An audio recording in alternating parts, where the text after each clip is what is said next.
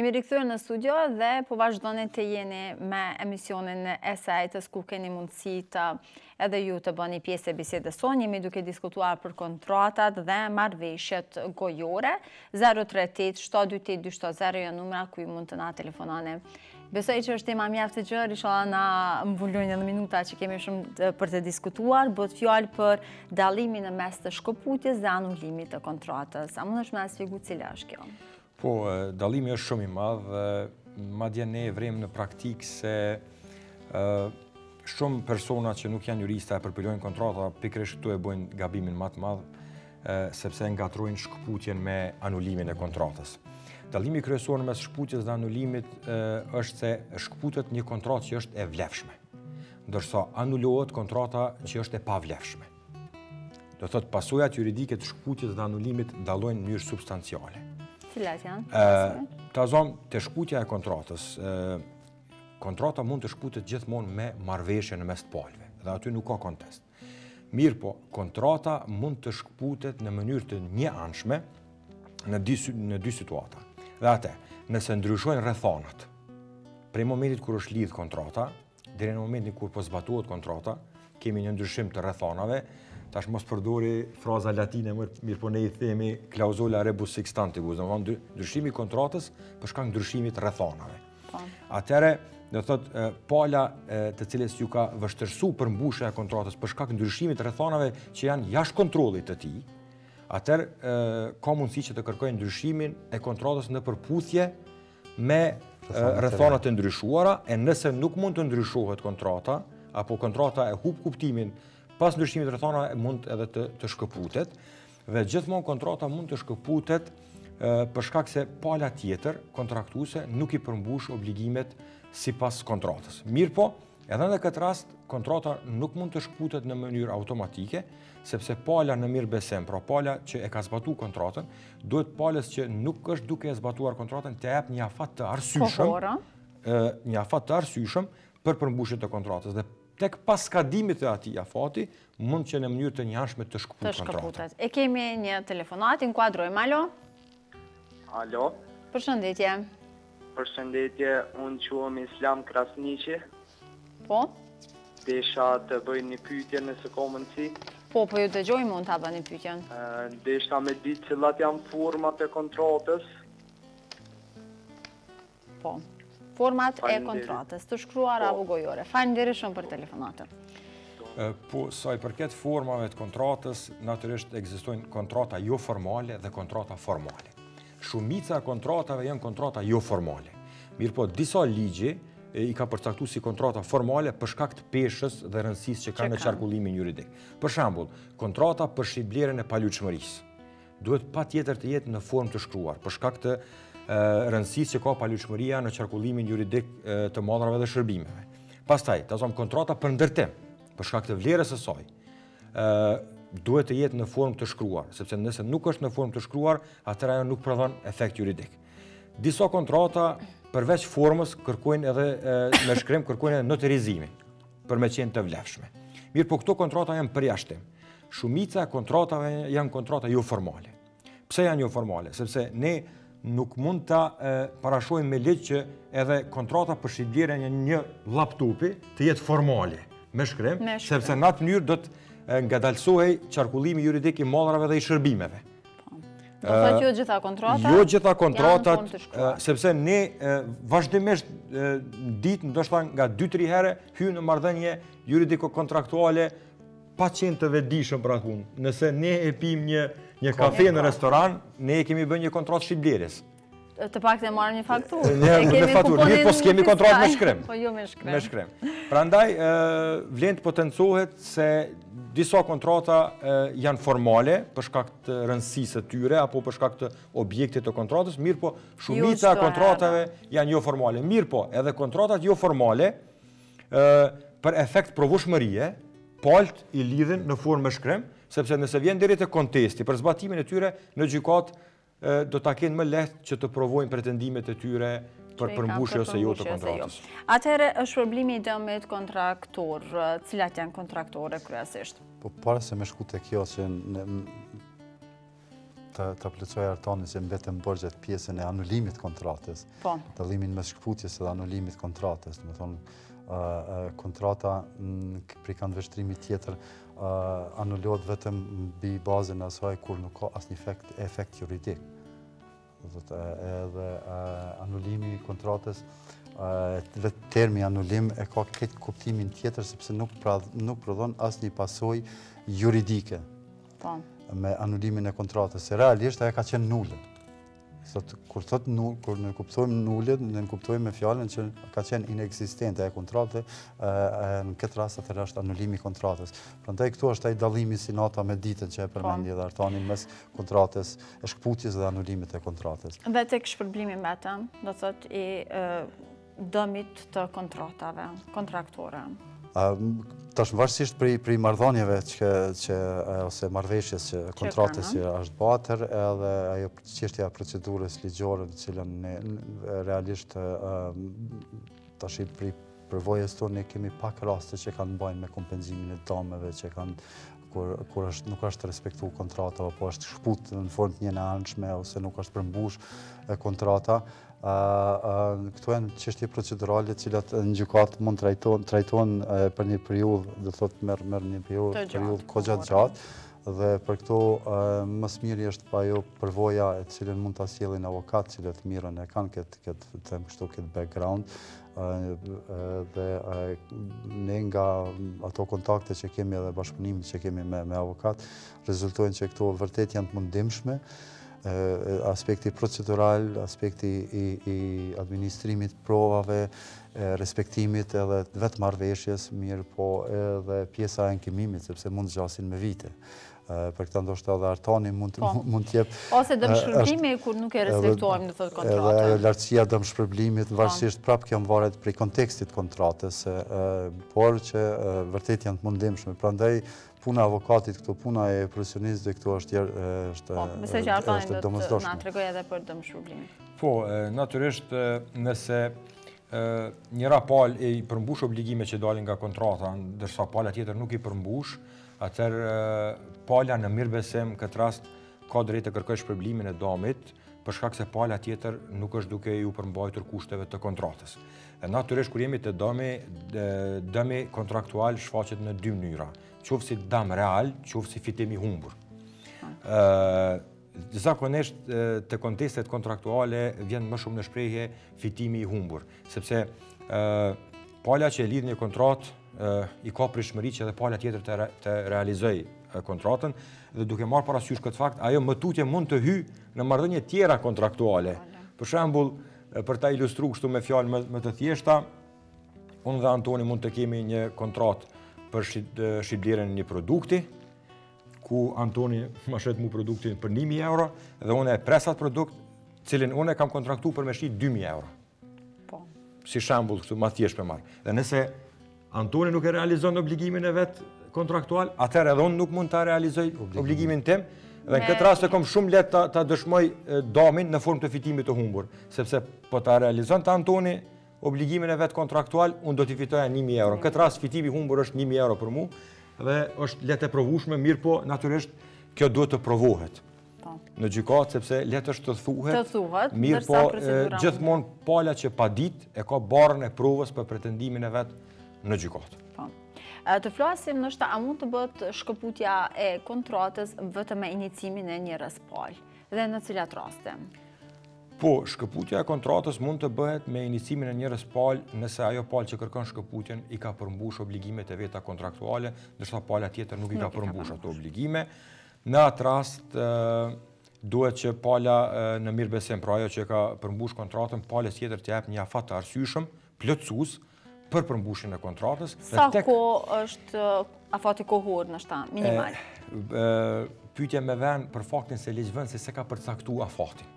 Sepse kjo duhet të varet varësisht prej kontekstit, sepse bazuar në një raport kontraktual afati i arsyeshëm mund të jetë 3 ditë. Mirë, po nëse ta zom një kompani kosovare ka hyrë në marrëdhënie juridiko-kontraktuale me një kompani gjermane. Atëherë nuk mund është kompanisë gjermane me ia dhënë një afat kreditor, sepse nuk do të konsiderohet e arsyeshme. Pra se çka është afat i arsyeshëm, çka nuk është afat i arsyeshëm, varet për rrethonave të rastit konkret. Për këtë arsye edhe ligjdhënësi nuk ka mujtë ta përcaktoj afatin konkret se sa duhet jetë ai afat plotësues për përmbushjen e detyrimeve kontraktuale, sepse kjo varet prej rrethonave të rastit konkret. Po. A kemi ndonjë rast që nuk guxon të shkëputet kontrata, apo varet nga rrethona? Sikur flasim për kontratat, çdo na shkon mendja tek puna, do të thotë kontratat e punës, punësimi, siç i kishim edhe mendimet e qytetarëve. Po, abstraho kontratën e punës, që për cilën thash se përveç karakterit juridiko-privat ka edhe karakter juridiko-publik, kontrata tjera mund të shkëputen. Mirë po, pastaj nëse pala tjetër pretendon se shkëputja e kontratës është e pabazume, sepse ajo i ka përmbush gjitha detyrimet që rrjedhin nga kontrata, atëherë mund të bëjë padi për shpërblimin e dëmit. Kur jemi te kontrata e punës, ekzistojnë disa situata jetësore në cilat kontrata e punës nuk mund të shkëputet. Ekziston një dispozitë ligjore në ligjin e punës se kontrata apo marrëdhënia e punës nuk mund të shkëputet gjatë kohës së shtatzanisë apo pushimit të lehonisë gruas. Gjatë kohës grevës nëse janë greva. Po gjatë kohës së grevës janë disa situata, pra nuk mund të shkëputet në fakt për shkak se nëse shkëputet kontrata gjatë kohës së grevës, ajo mbiret si lloj hakmarrje për shkak ndaj atyre që kanë inicu grevën dhe në fakt greva është një prej aktiviteteve sindikale e cila nuk guxon mu cenu në këtë mënyrë në anë të shkëputjes së kontratës. Atëherë në cilat do të di në cilë sektor janë shkeljet më të mëdha në bazë të përbujjes së punës, po ju edhe Anton, pyetja vlen për të dy. Tash pri përvojës tonë ne kemi pasë që shkeljet më të mëdha rezultojnë në se përket raportit të kontratave të punës në sektorin privat. Por jo, nuk do të thotë që në sektorin publik nuk janë. Përderisa sektori publik, kur flasim ajo pjesa kornizës ligjore e rregullon për shërbim civil është korniza ligjore posaçme e cila e rregullon çështjen e kontratave, kurse për pjesën tjetër është ligji i punës. Në sektorin privat ka shkelje të mëdha të kontratave, sidomos në raportet në për ndërmarrje private apo në për firmat e ndryshme ku punëtorët realisht punojnë, po ka një marrëveshje gojore, verbale, do të thotë një kontratë verbale, cilën ne sadopak e diskutuam këtë pjesën e kontratës verbale, por që kjo kontrata në raport të punës, kontrata verbale është inekzistente, sepse punëdhënësi ka obligimi, detyrimi ligjor ndaj punëmarrësit. Për shkak që përpos asaj pjesës pagës cilën janë marrë vesh gojarisht, cilën duhet ta kenë edhe të nënshkruar me letër, ka dhe obligime tjera të pjesën e kontributeve, të ardhurave, pagesën e pensionave dhe tjerave. Po në sektorin, problemi është se në sektorin edhe ana tjetër shkelje ligjore drastike në sektorin privat është ajo fakti që punëtorët realisht paguan të zamë 500 euro, kurse kontratën e ka 200 euro. Dhe me këtë formë i sektori privat në një farë forme e fuqizon ekonominë jo formale, e cila është komplet, thëmë kështu, jo ligjore, për shkak se i ik obligime dhe detyrimeve ligjore që ka kundrejt punë. Po. Kurse në sektorin publik është sadopak ajo pjesa e korniza ligjore bashkë me institucionin i cili është përgjegjës për këto çështjet e shkeljeve të drejtave të marrëdhënieve të punës, është mirë po si organ kanë kriju realisht them kështu një lloj gjykate e Këshillit Pavarur Mbikëqyrës, i cili është organi kryesor i cili mirret me shkeljen ose ndërprerjen. Në aspektin ligjor qëndrojë mirë, sa respektohen, sa kontrollohen, monitorohen, ndoshta edhe kjo pjesë është shumë e rëndësishme se ku të drejtohemi nëse neve na bëhet një shkelje të drejtës kontraktuale apo ngjajshëm. Nëse jemi duke folur për kontratat e punës, atëherë do të thotë për punëtorët në Republikën e Kosovës, bazë kornizës aktuale ligjore, ekziston një mbrojtje trefisht juridike. mbrojtja administrative që jepet përmes inspektoriatit punës, mbrojtja juridiko-civile që jepet përmes gjykatës dhe mbrojtja juridiko-penale që jepet njëjtë përmes gjykatës, po departamentit do të thotë që merret me çështje penale. Natyrisht mendoj se kjo është opinioni ime, natyrisht se nëse kemi cenim të drejtave nga marrëdhënia e punës në aspekt të sigurisë në punë, atëre qytetarët duhet të drejtohen inspektoratit punës. Ekziston një praktikë që inspektorati mirret edhe me çështje të zbatimit të kontratave, për mua ajo është gabim. Unë nuk e përkraj atë pozicion atë qëndrim juridik, sepse çështjet kontestuese që dalin nga raporti juridiko-kontraktual mes punëdhënësit dhe punëmarrësit duhet të zgjidhen në gjykatë. Pra gjykata është ajo e cila thotë se është ndërprej kontrata në mënyrë të lehtëshme apo në mënyrë të palehtëshme. Se mund të mirë mendime ndoshta të njëjtshme. Marrëdhëniet do të thotë juridiko-kontraktuale krijohen me kontratë dhe ligji e parashikon që kompetente për zgjidhjen e tyre është gjykata. Po ne po e vrejmë interferimin e inspektoriatit në çështje që kanë bëjmë me zbatimin ose jo të kontratave. Shumëti në rasteve, falë që po ndërpres, inspektoriati lun rolin, të them kështu, shumëti në rasteve rolin e atij qortuesit. Sepse thotë ju e keni shkel kontratën dhe ju xhobiteni. Ai vendosë zota? Po. E keni shkel kontratën, ju do të xhobiteni për shkak se nuk e keni respektuar kontratën, kurse nuk merr asnjë mas ndaj personit i cili ka qenë viktimë e shkeljes kontratës, sepse viktima në këtë rast e ceku e përmendja edhe Artani duhet i drejtohet gjykatës. Dhe në këto raste është afati i caktuar ligjor, po e humbe afatin ligjor, 30 ditë është afati para pa me ligj. Po e humbe afatin 30 ditë, atëherë e humbe dhe të drejtën që me inicu çështjen në gjykatë. Do thotë kjo është afati. Në njëjtën kohë dhe brenda kësaj periudhe, momentin kur është është ndërprej kontrata ose është vërtetu që është largu një person nga vendi i punës, atëherë ai automatikisht duhet i drejtohet fillimisht inspektoriatit dhe të shfrytëzojë ato mjetet juridike, do të thotë shtërrën mjetet juridike, paraprakisht brenda afatit 30 ditë që ti drejtohet gjykatës. Po. Atëherë jemi gati edhe në fund të kësaj bisede. Do doja të di sa ne jemi të edukuar në këtë pikë, sa i dim të drejtat tona kur bëhet fjalë edhe për kontratë punës, për kontrata në përgjithësi, dhe sa janë duke i respektuar të drejtat e tyre për të lidhur kontratë në një raport siç ne e diskutuam deri tani. Po, unë përshoj që edhe një tendencë të emisionit juaj që është në funksion të edukimit qytetarëve me drejtat e tyre që burojnë nga ligji. Natyrisht, qytetarët nuk janë shumë të vetëdijshëm se çfarë të drejta kanë atëherë kur ju cenohet ndonjë drejt që del nga kontrata. Ne u munduam pak a shumë ti udhëzojmë, mirë po për kontrata mund të flitet me ditë të tëra, sepse është një lami shumë e gjerë.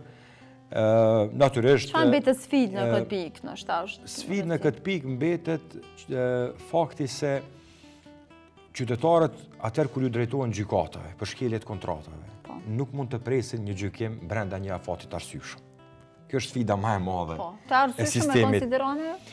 Po, gjykata evropiane i ka caktuar standardet se kur një gjykim konsiderohet i arsyeshëm dhe mbas standardeve nga praktika gjyqësore e gjykatës evropiane për të drejtat e njerëzit thuhet se një shqyrtim gjyqësor duke përfshi edhe procedurën e përmbarimit duhet të zgjatë jo më shumë se 5 vite. Do të thotë tek ne për fat keq ka raste ku në shkallë të parë procedura nuk përfundon brenda 10 vite. Falë, do të patjetër sepse kemi një pyetje nga përmes Facebookut, është thotë a ka ndonjë afat kohor për ankesë në rastin e shkputjes së kontratës së punës nëse njëra palë ose tjetra nuk është ndarë i kënaqur përpos këtij afati 30 ditësh. Unë vetëm ata po do thotë nëse kemi të bëjmë me kërkesa financiare, atëherë afati është 3 vjeçor. Ndërsa nëse për të tjerat llojet e kontratave është deri në 5 vjet mund ka afat, a? Apo është i afati i përgjithshëm i parashkrimit është ajo që ka thënë ju, për gjitha kontratat është, do thotë tash varet nëse kemi raport juridiko ekonomik mes kompanive, afati i parashkrimit është 3 vjet. Mes personave fizik afati i parashkrimit është 5 vjet. afati parashkrimit të komunalit, për shembull të pagesat e rrymës, ujit, është 1 vjet. Domethënë afati parashkrimit dallon varësisht për natyrës dhe subjekteve të kontrollit. Në këtë kontekst atëherë ka shumë shkelje drejta e qytetarëve sepse sidomos këto të komunalëve më njerë kalojnë me vite edhe grumbullohet ajo pjesa e borxhit, realisht ato parashkruan mirë, po që ndodhë praktikë, sepse të ne vinë edhe raste tilla, kur të zonë ka qytetare i cili s'ka pas mundësi me pagu obligimet ose të shërbimeve të higjienoteknikës apo të shërbimeve të ujësjellësit, dhe ju kanë grumbullu diku 800 euro, 1000 euro, dhe në fund, edhe pse ajo veprimi ligjor i qeverisë që ka qenë për faljen e borxheve, po realisht do të shfrytëzojnë afatin kohor. Mirë, po realisht ka ndodhur në këto raste, edhe pikërisht kjo është ajo pjesa shumë interesante që qytetarët duhet ta dinë. Në këto raste pas 1 viti parashkruhet, atëherë çka do t'i drejtohet gjykatës. Po çka ndodh në praktikë? Këto kompanitë kanë kontraktuar përmbaruesit dhe përmbaruesit privat ndërmarrin ato masat ligjore. Ka hyrë në fuqi, tashmë i vjen 1 litër. Edhe ajo pjesa tjetër e borxhit që ne ka pas. Shkoj me po, dhe ata kanë të drejtë në fakt t'i marrin të hullat edhe nga kontot e personave. Bllokimin e llogarisë. E kështu që duhet të kemi kujdes të jemi më të ndoshta tatim paguesit më të rregullt edhe borxhet i shlyhen, nga se po i ngushtohet edhe hapësira atyre të cilët janë vështirë ndaj shtetit. Ashtu çka është më keq se ne kemi kategorinë e qytetarëve të cilët vërtet nuk kanë mundësi me i paguar. Raste sociale, po besoj që për ta ka shime. Jo, nuk ka absolut. Në raste sociale, edhe në qoftë se ke obligime, do të thotë edhe shkon në raste përmes përmbaruesve, edhe pjesa e asistencës, ajo asistencë sociale që cilën ty shteti ta ndan për shkak se ki gjendjen e rëndë socioekonomike, të blokohet ajo pjesë e asistencës, për sepse këtë detyrim, këtë obligim ligjor ta merr përmbaruesi. Mirë, këtu po përfundojmë, e di që do të takojmë edhe hera tjera, të shtjellojmë edhe më gjerë pra të drejtën e kontratës. Faleminderit shumë që ishi pjesë jona, faleminderit Anton, takohemi javën e ardhshme.